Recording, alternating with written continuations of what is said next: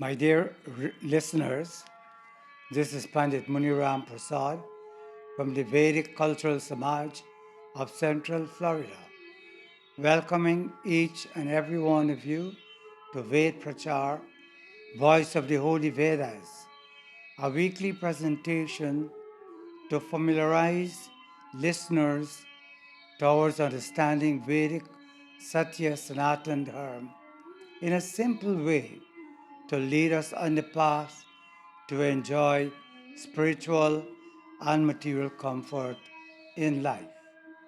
Join me in this prayer.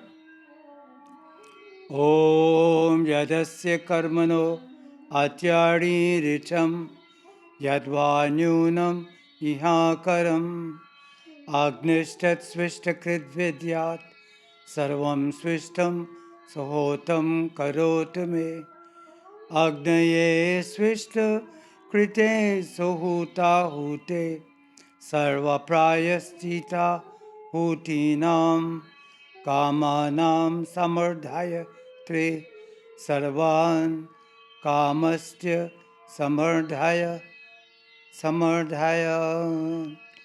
O Agni, all knowing God, because of strong materialistic forces, at times, knowingly or unknowingly, we may have committed actions which transgress your laws.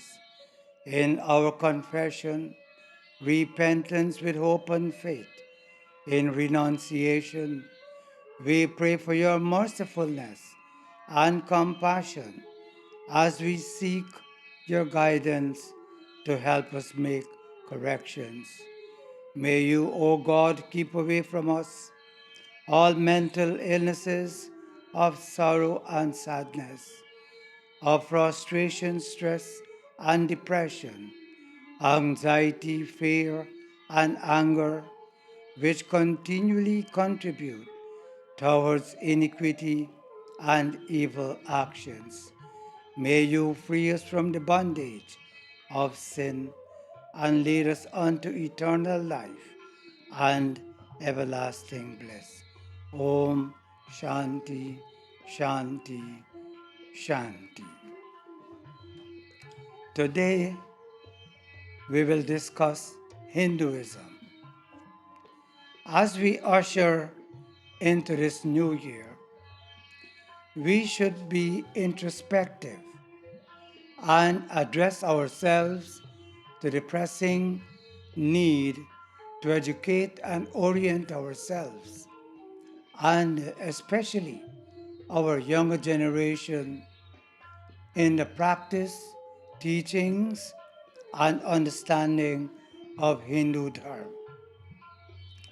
The study of Hinduism in the context of Vedic philosophy will enlighten us in as to our mission and goal in life. The knowledge obtained will help in the pursuit of material comfort, physical health, spiritual advancement, moral conduct, and social harmony. As I understand, Hinduism is the oldest religion in the world. It has no human founder and it predates recorded history. Its existence is not dependent on the life and teachings of any great personality. The word Hindu refers to the people who believe and practice the tenets of Hinduism, popularly called Hindu Dharma.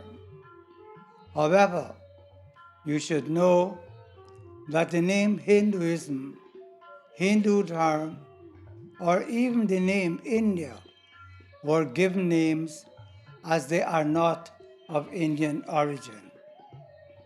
In the Vedic age, India was known as Aryavart, the land inhabited by noble and saintly people. The Sankalp mantra, that is chanted during every Hindu rituals contains the name Aryavata. The Vedas and other authentic Hindu scripture and literature, including the Valmiki Ramayana and the Mahabharata, make mention of the name Aryavata. So the original name of India was Aryavata. The term religion, the people of ancient India followed and practiced was called Ved Dharma, now popularly called Sanatan Dharma. Significantly, the Ramayana tells us,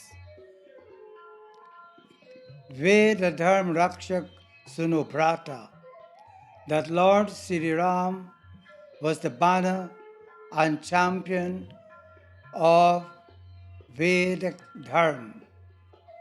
It also says that in the kingdom of Sri Ram, Sabnar Karhi Parasapara Priti, Chalahi Swadharma Niratashruti Niti.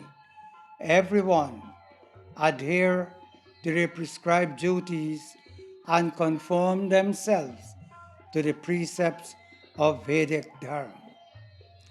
We should now assimilate that originally Hindu Dharma was known as Vedic Dharma, and the ancient name of India was Aryavart.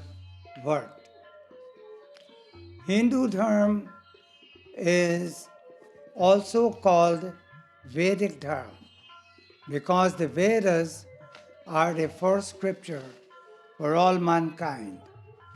They were revealed by God through divine knowledge of Antaryami, God's omniscient, all-knowing power, by Sarva Shaktiman, God's omnipotent, all-powerful, and Sarva Vyapak, God's omnipresent and all-pervading attributes. The Vedas contain instructions and guidance for mankind which were used in the past and are used at the present time and will be used in ages to come. They are the revelation of God. Vedic Dharma or Hindu Dharma is also known as Sanatan Dharma on account of being the oldest religion in the world. In Sanskrit language, Sanatan means eternal, ever existing, and everlasting. There were many ancient religions that have flourished and became extinct as new religions gave birth. But Hinduism continued to prevail because its teachings came from the Vedas, which is Sanatan, eternal, and everlasting. Those who studied and read books on the history of India and Hinduism will know that strong effort were made by several different religious groups who invaded India to exploit its natural resources. They persecuted innocent Hindus, forcefully converting them to religions foreign to Indian heritage. They even succeeded to influence learned Hindu spiritual leaders at that time by giving them financial security, material comfort, and status, which induced them to rewrite and adulterate many of our sacred books and literature.